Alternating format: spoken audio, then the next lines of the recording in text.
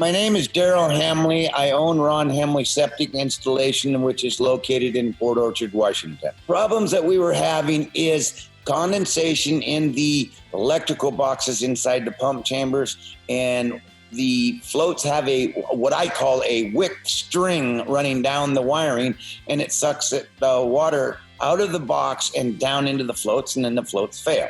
The ClickTight does not have the electrical box inside the chamber and the wire nuts, and people don't understand that when you got power in a situation in a small box like that, heats up, cools off, heats up, cools off, you're getting that condensation. This is what I'm trying to walk away from. And that's why we have decided to go to ClickTight. When we get it, everything's there. It's a very simple act of drilling a hole in the riser and mounting this, putting a nut on the outside, done. With ClickTight from Orenco, wiring a wastewater system just got a whole lot easier.